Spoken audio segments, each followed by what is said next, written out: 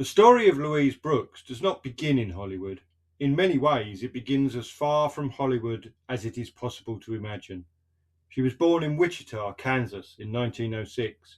It was a growing Midwestern city rather than a centre of entertainment, and there was little to suggest that the young Mary Louise Brooks would one day become one of the most recognisable faces in film history.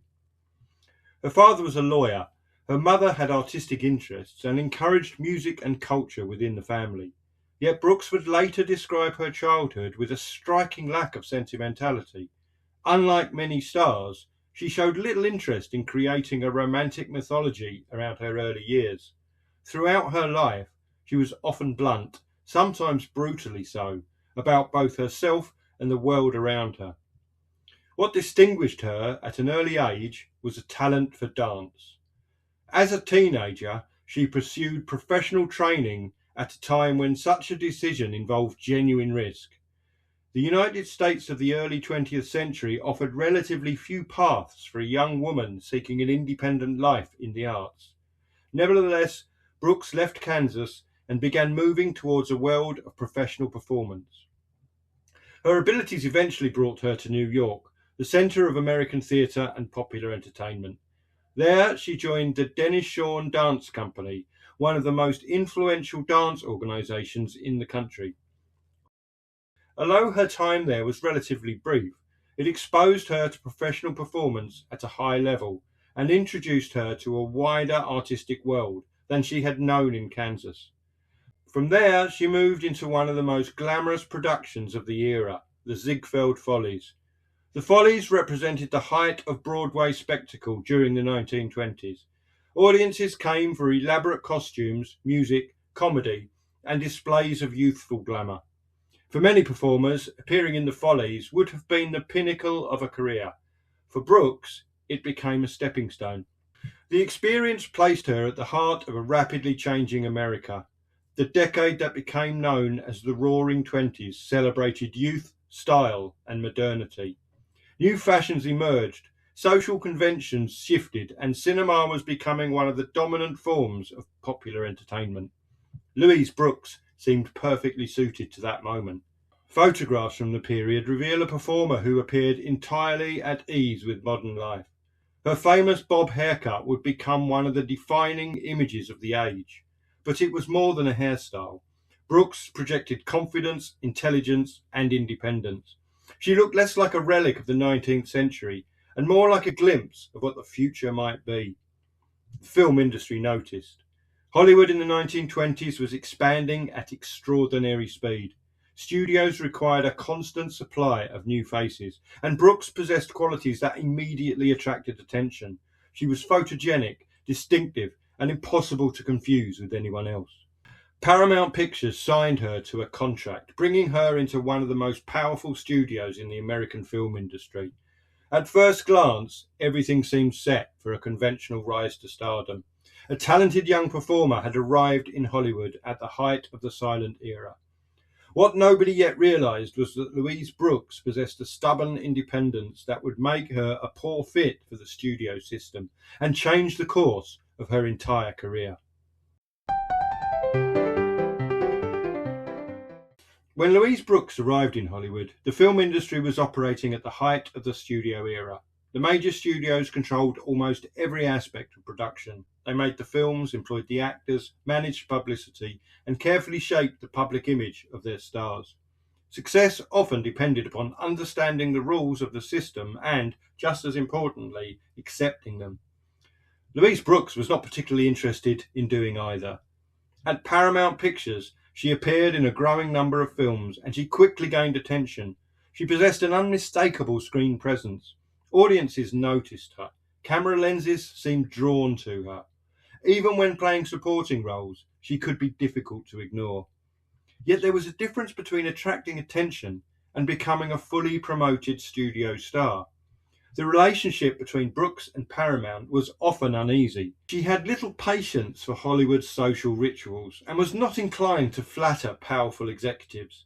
Unlike some performers who carefully cultivated their careers through diplomacy and networking, Brooks could be outspoken and independent. Those qualities would later make her a fascinating commentator on the film industry, but they were not always helpful for a young actress trying to climb the studio ladder. Throughout the mid-20s, she worked steadily, appearing in a variety of productions and gradually building her reputation. The films themselves are not always the reason she is remembered today. What stands out is the impression she created on screen. Many silent film performers adopted highly theatrical styles of acting, reflecting traditions inherited from the stage. Brooks often appeared more natural. Her performances could seem relaxed and spontaneous, qualities that modern audiences frequently notice when discovering her films for the first time. Even so, Hollywood never seemed entirely certain what to do with her. She was attractive, charismatic, and photogenic, but she did not fit neatly into the mould of a conventional studio creation.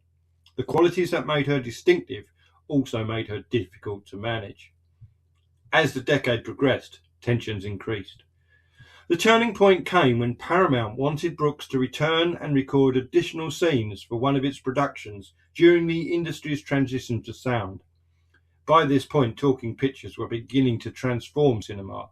The silent era that had created Brooks was rapidly approaching its end. Rather than comply with the studio's wishes, she refused. It was a decision with serious consequences. In an industry built upon contracts and hierarchy, defying a major studio could be professionally damaging. Yet Brooks chose to take a different path. An opportunity had emerged in Europe where filmmakers were experimenting with styles and subjects that differed from mainstream Hollywood productions.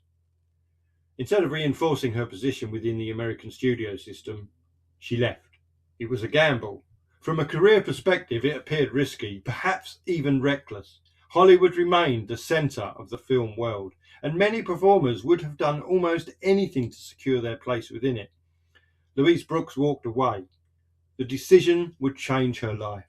More importantly, it would lead to the films for which she would ultimately be remembered.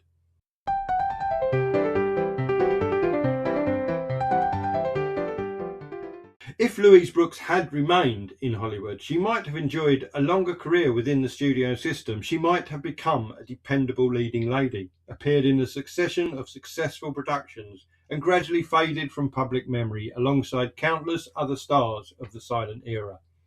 Instead, she travelled to Europe. At the time, the decision seemed unusual. Hollywood dominated the international film industry, while many American actors regarded European productions as a detour rather than a destination. Yet for Brooks, the move would prove decisive. She arrived in Germany at a remarkable moment in film history. The German cinema of the late 1920s was among the most creative in the world. Directors, writers, and designers were experimenting with new ways of telling stories on screen. The industry that had produced expressionist classics such as The Cabinet of Dr. Caligari and Metropolis was continuing to explore ambitious and often challenging material. It was there that Brooks met director G.W. Pabst. Pabst recognized something in her that Hollywood had never fully understood. He did not see her merely as another attractive actress. He saw a performer capable of bringing intelligence, complexity, and emotional depth to the screen. The result was Pandora's Box. Today, it is regarded as one of the greatest achievements of silent cinema. At the time, however, its reception was far more complicated. Based on plays by Frank Wedekind, the film told the story of Lulu, a character whose charm, sexuality, and apparent innocence draws others into a series of destructive relationships. Brooks's performance sits at the centre of the film.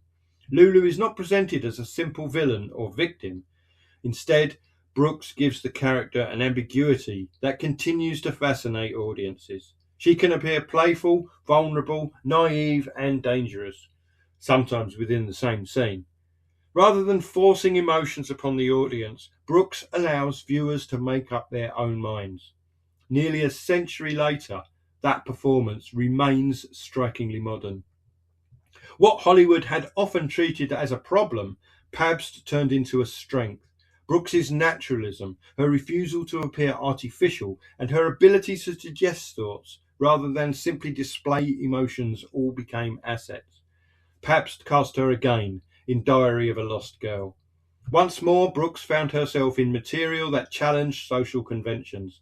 The film follows a young woman's struggle against hypocrisy and exploitation, allowing Brooks to deliver another performance that combined emotional honesty with remarkable restraint.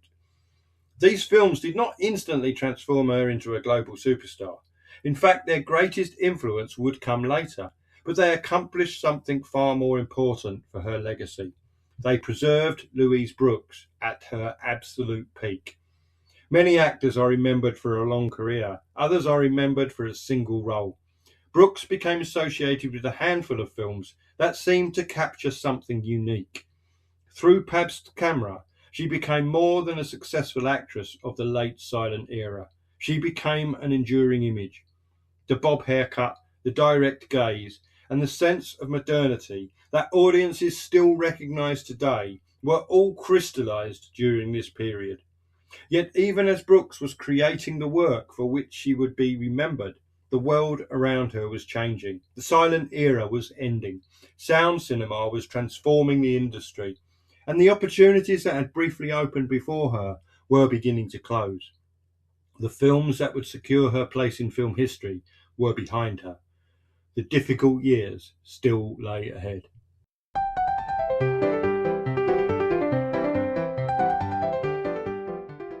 Looking back, it is tempting to imagine that the success of Pandora's Box and Diary of a Lost Girl secured Louise Brooks's future. After all, these are the films upon which her reputation largely rests today. But history rarely unfolds in such a neat and orderly fashion. At the time, neither film transformed Brooks into a major international star. The admiration that surrounds them now developed gradually over many decades. In the short term, they did little to solve the practical problem facing any working actress, finding the next role. When Brooks returned to the United States, she entered an industry that was changing with extraordinary speed. The arrival of sound had altered the rules of filmmaking. Studios were investing heavily in new technology, audiences were embracing talking pictures, and many careers were being reshaped by the transition. Some performers adapted successfully, others struggled. Entire styles of acting that had seemed perfectly natural in silent films suddenly appeared old-fashioned.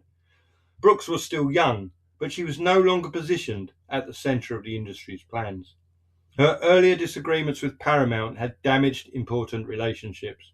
Hollywood was not an industry that easily forgets acts of independence, particularly when they challenged the authority of major studios. The decision to reject the conventional path had given Brooks artistic opportunities in Europe, but it had also left her without powerful allies in America. Work became increasingly difficult to find. During the 1930s, she appeared in a number of productions, but the momentum that might have carried her towards major stardom had disappeared. The industry continued moving forward, while Brooks found herself drifting towards its margins. For performers accustomed to public attention, this kind of decline can be especially painful. Careers in the film industry are often built upon momentum. Success leads to opportunities. Opportunities lead to visibility, and visibility leads to further success. Once that cycle is broken, rebuilding it can be extremely difficult. By the middle of the decade, Brooks's film career was effectively winding down. The contrast with her earlier promise was striking.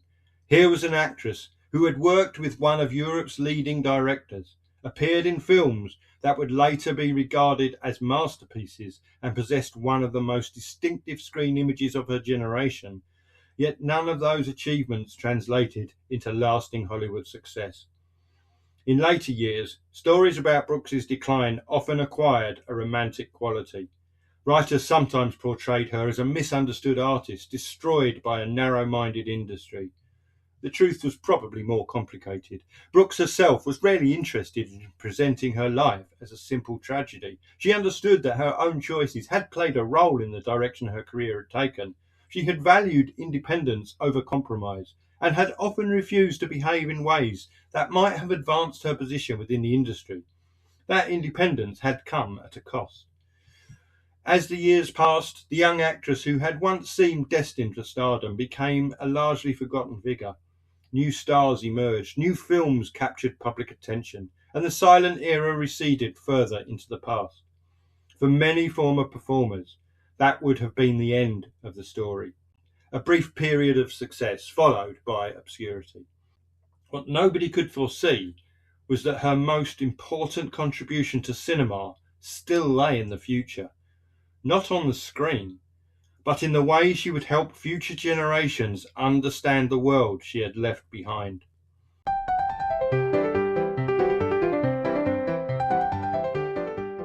For many years after her film career faded, Louise Brooks seemed destined to become one of the countless performers lost to history. The film industry has always had a short memory. New stars replace old ones, fashions change, and audiences move on. By the middle of the 20th century, much of the silent era had begun slipping from public consciousness. Many films were difficult to see. Some had been lost entirely, and a generation of performers who had once been household names were becoming little more than names in reference books. Yet something unusual was beginning to happen. A small but growing number of critics, historians, and film enthusiasts started looking again at the cinema of the 1920s. As silent films were rediscovered and reassessed, certain performances began attracting fresh attention. Among them were those of Louise Brooks. Viewers encountering Pandora's Box and Diary of a Lost Girl often found themselves struck by the same quality. Brooks did not seem trapped within her own era. While some silent film performances appeared heavily stylized to modern eyes, hers frequently felt immediate and natural. The result was a gradual re-evaluation. Instead of being remembered as a minor actress whose career had failed to fulfill its promise, Brooks began to emerge as one of the defining figures of late silent cinema. Film scholars wrote about her work. Retrospectives introduced new audiences to her films. The image that had once seemed destined to disappear started to acquire an almost mythic status. Remarkably, Brooks herself played a significant role in this process. Unlike many former stars, she was capable of writing about cinema with intelligence, honesty, and insight. In later life, she produced essays and reflections on the film industry that demonstrated a sharp understanding of both its artistry and its illusions. She was not interested in preserving Hollywood mythology. What Brooks wrote about the past, she often did so with a level of candour that surprised readers. She discussed the personalities, ambitions, and contradictions of the people she had known, while also examining her own experiences with unusual honesty. This gave her a second career of sorts. No longer simply a former actress, she became an observer and interpreter of film history. She helped shape the way later generations understood the silent era and the culture that had produced it. At the same time, her reputation continued to grow. The irony was striking. During the years when Louise Brooks had been actively making films, she never achieved the level of fame enjoyed by many of her contemporaries. Yet decades later, after countless once famous stars had faded from memory, her image remained instantly recognizable.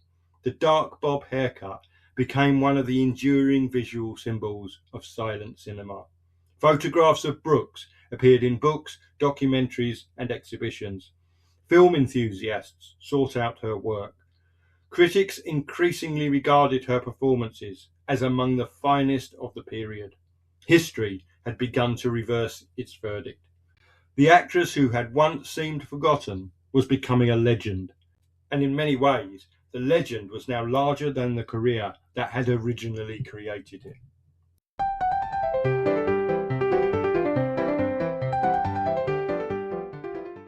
Why do we still talk about Louise Brooks? It is a question worth asking. The history of cinema is filled with stars who were more famous, more successful, and more powerful during their own lifetimes. Many sold more tickets, appeared in more films, and enjoyed careers that lasted far longer than hers. Yet nearly a century after her greatest performances, Louise Brooks remains one of the defining faces of silent cinema. Part of the answer lies in the films themselves.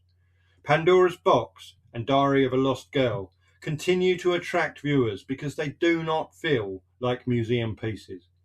They are products of their time, certainly, but they remain emotionally accessible. At the centre of both films is a performer whose work still feels remarkably fresh. Brooks rarely relied upon exaggerated gestures or theatrical displays. Instead, she often conveyed thoughts and emotions with an economy that modern audiences readily understand. Her performances invite viewers in rather than pushing emotions towards them. But technique alone cannot explain her enduring appeal. There is also the image. Few performers have become so closely associated with a single visual identity. The dark bob haircut, the direct gaze, and the effortless confidence captured in photographs of Brooks have survived long after many of her films disappeared from circulation. Even people unfamiliar with her work often recognise the image. Yet that image endures because it seems to represent something larger than a particular actress or a particular decade. Louise Brooks came to embody an idea of modernity. Looking at her today, it is often difficult to feel the distance of 100 years. She does not seem frozen in the past in quite the same way as many of her contemporaries. There is a self-possession and independence in her screen presence that continues to feel contemporary. The quality has encouraged each generation to rediscover her for itself. Film historians admire her performances. Critics admire her writing. Audiences discover her films and find themselves surprised by how familiar she feels. The process has repeated itself for decades.